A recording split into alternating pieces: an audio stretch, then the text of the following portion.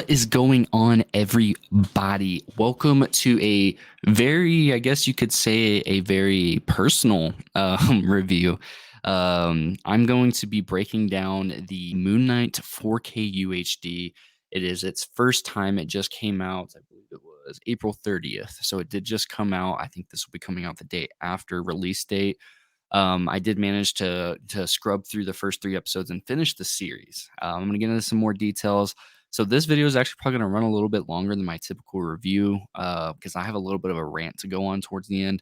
But I'm going to give you what everybody clicked in here and tuned in for initially, and that is going to be the steelbook itself. So I'm going to go ahead showcase that, and then we're going to go from.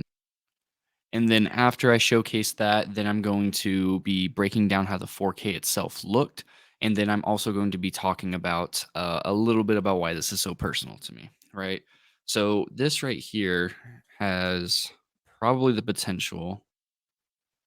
You aren't going to see everything. I literally have the bonus features still playing over there. Just finished them. This has the potential to be the best steelbook of the year for sure, bar none. I'm a massive Moon Knight fan, which is why this is so personal to me. It was 25 plus years ago. I bought my first comic book whenever I was 4 years old, and it was Moon Knight #1. Still have it. It was Moon Knight #1 and Spawn #1.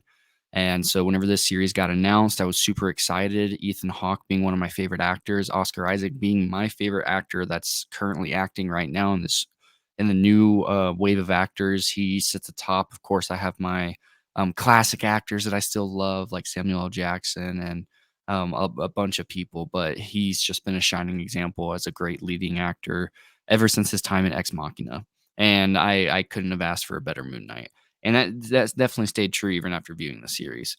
So the Steelbook, I absolutely adore it. The 4K presentation on here is absolutely stunning. The sound mixing is incredible.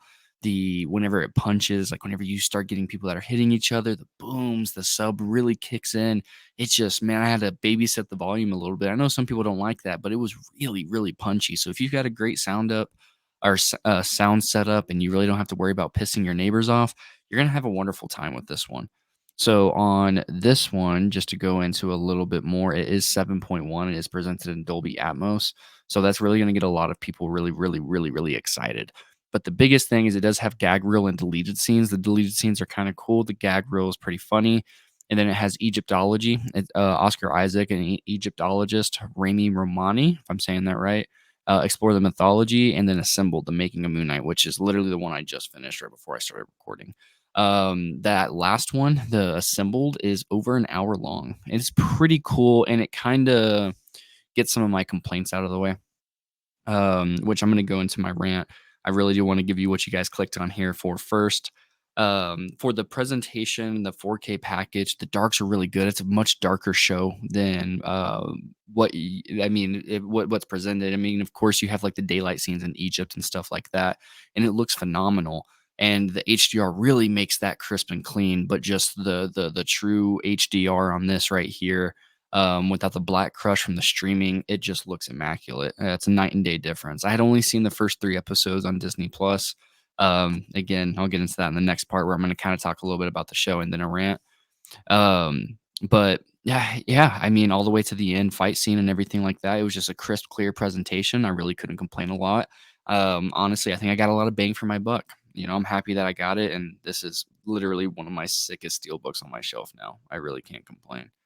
Really, really, really, really happy with that one. Now for the show, from screen to shelf, we aren't just a physical media community. I do like to talk and review what's contained in the package. I'm not the biggest fan of this, man. Really not the biggest fan of this show. Now you'd be confused. Why'd you grab this? Well, like I said, Moon Knight was my very first comic I got 25 plus years ago whenever I was 4 years old. Very sentimental. I just remember I was like, that's a white toned Batman, just all white, looking cool with his fist up and then multiple people on the front. Still have that same exact comic book sitting right above me in my closet upstairs. And I still religiously read Moon Knight. Fun fact, Moon Knight, I have every single comic book that he's ever appeared in. I have Werewolf by Night, his very first appearance. Believe it's Marvel Spotlight 18 or 81, whichever one it is, for his first solo appearance. I am one of the most hardcore Moon Knight fans that I very rarely up until this show came out, there was he gained a lot of traction. I remember even whenever the subreddit was under 300. So the show, I appreciate what it tries to do. I really do. But it really did change a lot. And some people are probably might even go down in the comments and hold me accountable to my own words. But I do notoriously say I grade things for what's presented, not what I want. And even when I look at it that way, no matter what, because of Oscar Isaac and because of Ethan Hawke, and those are two top five actors for me right now. It's really just hard to overlook, like, my childhood coming to life, right? And I'm sure other people have had their own superheroes that have come up on screen like this and like that, and they felt a similar way.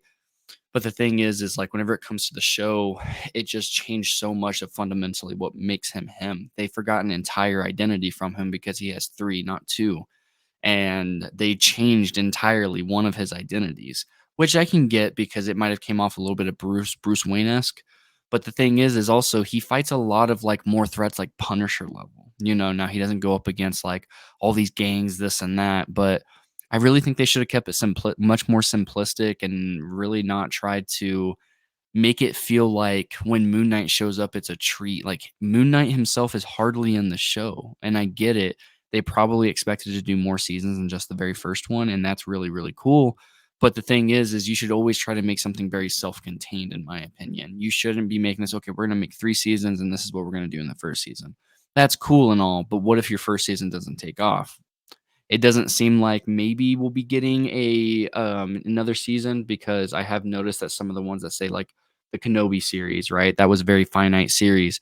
This one says just complete first season. So, maybe we will be getting a second season, and maybe I could be eating my own words from here, but it's just like Moon Knight is so few and far in between it, and it's just like my favorite variety of Moon Knight is actually Mr. Knight. That is in the show. But he's not a locked identity to Stephen Grant. He's more just like detective mode, Moon Knight. He's really, really cool. He was introduced in Warren Ellis's run, and one of the best comic books. I believe it's either the third or fourth issue in Warren Ellis's run from like it's like 2014, 15, right around there. It has maybe like 3 lines of dialogue in the entire thing, but he just goes on an absolute fucking rampage. Moon Knight, he has good intentions, but he's not a superhero. Another one I would check out is Michael Bendis's arc. I believe it was 12 or 14 issues where he's an Avenger. That's really all I'll say, right? His multiple personalities come into play, and it's really, really cool how that kind of comes out. So, like, those are kind of the things that would have been really cool, and that would have also been really cool to see adapted to screen. But I really don't think the villain that we got here, again, as much as I love the Ethan Hawke, really paid off, especially for Moon Knight, right? It came off a little bit corny. It came off, and I love corn, I love camp, I love goofiness. It just really didn't hit all the strokes that I was really looking for whenever it came to a Moon Knight TV series. Again, Oscar Isaac, perfect casting. Literally my favorite actor acting right now. When I heard that, I was so excited. I couldn't wait. But I literally never got past the third episode. It's not because I hated it. It's just because I knew I wasn't gonna like it. Now I can say there were some really, really, really awesome scenes, and they really did tackle a lot of really what makes Moon Knight Moon Knight. I feel like it was missing something, right?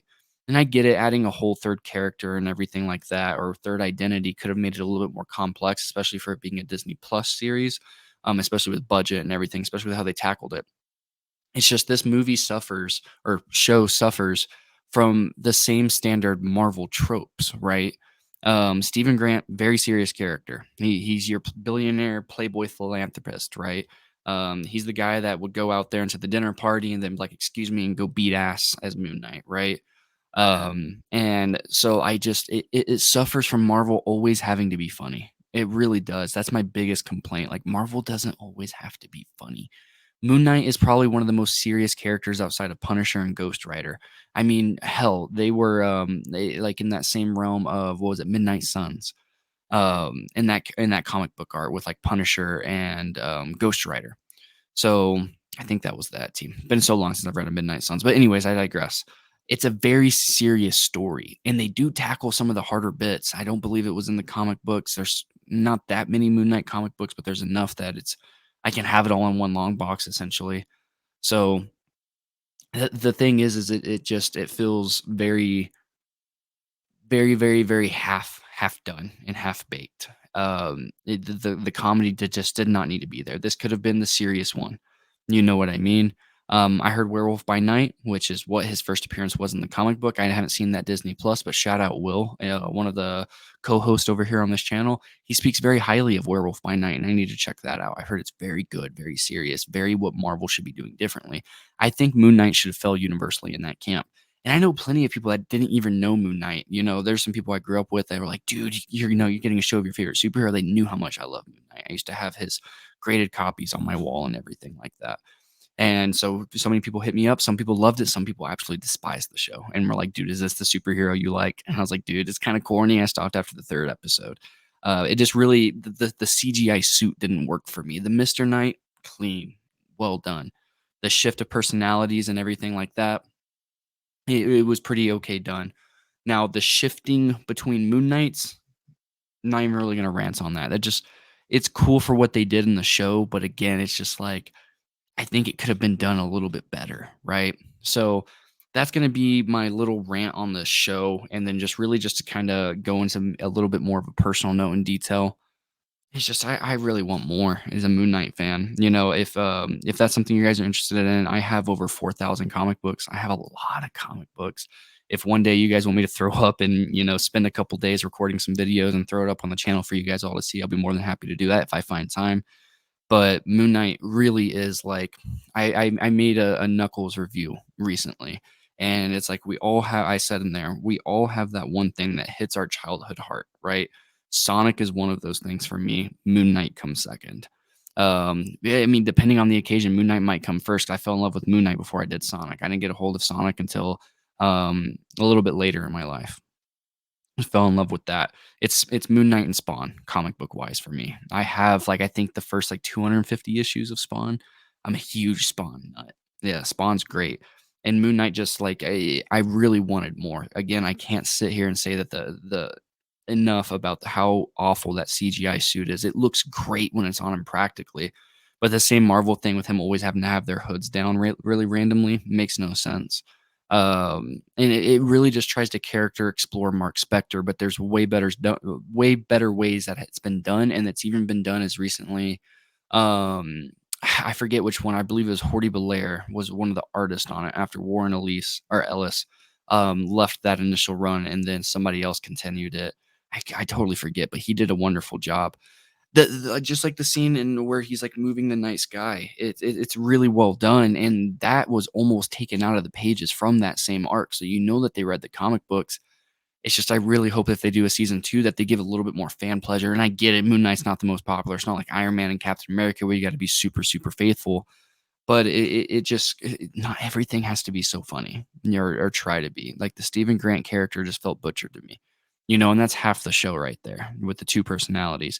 Mark Spector done relatively well. He could have been a little bit more Macho Man, but I'll take it. Right.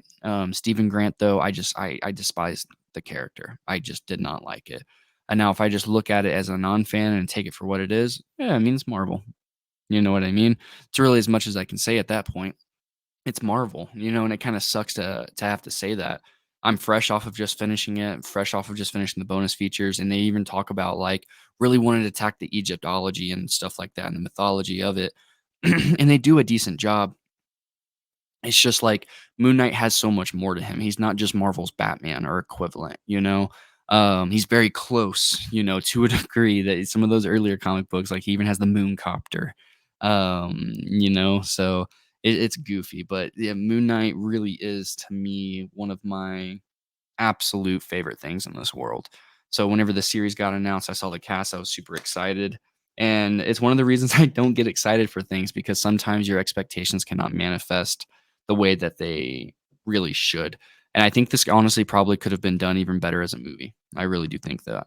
There was a little bit of filler. Episode 4 and 5 felt kind of pretentious and not necessarily needed.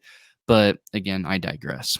A huge Moon Knight fan, can't shake that much enough. I even have a few shirts. I should have ran upstairs and grabbed it. Huge Moon Knight fan though. So as a show, I'm gonna give it a 5.5 to 6. I'll probably set it at a 6 because it's still Moon Knight, man. I never thought we would get one. I know there was rumors, there's even in that one. I want to say it's not Falcon and the Winter Soldier, Captain America Winter Soldier. They sort of name drop him by saying that there's somebody in Egypt wandering the desert, some line along that lines. And a lot of other Moon Knight fans thought we were going to be getting a movie or a show sooner rather than later. So super over the moon that we got that. Just as one of the biggest diehard Moon fans I've ever met. I've never met anybody that loves Moon Knight on the level that I have until this show came out. There's been a lot of people really trying to get into the nitty gritty of it. But Moon Knight's fantastic, and I think he deserves a little bit better, especially with that fantastic cast. The ending's super goofy. You essentially get a Falcon 2.0 at the end, which makes no sense. That's never even a thing. So I'm gonna get off my rant and stuff like that about the show. I don't hate it. Please don't think that. I just, as a fan, we all have those things. It's just like if Sonic had been bad. As a big Sonic fan, I don't go with like blinders on. I don't love this series because it's Moon Knight. You know, I love the Sonic movies. You know, because they're kind of in that same part of my heart. I love the Sonic movies because they're good, fun, family-friendly movies that, you know, there a lot of things get made on that scale, but that thing that hits that nostalgic heartstring that just hits all the right chords. And this one, unfortunately, didn't hit that for me. I will be reviewing Andor soon. My copy came in a little bit messed up, so that's a little bit delayed. I haven't seen the show, but I did order it because I love the Rogue One universe. So stay tuned in the next couple of. I'm going to try to get it out by the end of the week, but that's 12 episodes. So stay tuned for more review content. A lot of people don't know this, but 85% of the people that view our channel are not subscribed. So if you are liking what you see, you like our rants, reviews, our challenges, or you even like us and our personalities by chance, hopefully, right? Go ahead and click that subscribe button, comment down below. Let us know what you think. Start some dialogue with me about Moon Knight. Maybe you're a Moon Knight fan out there. I love to chat with some Moon Knight fans. I'm a super diehard. I love talking about comic books, not in them as much as I used to be. But again, I still love comic books. I'll see you guys later for the next review.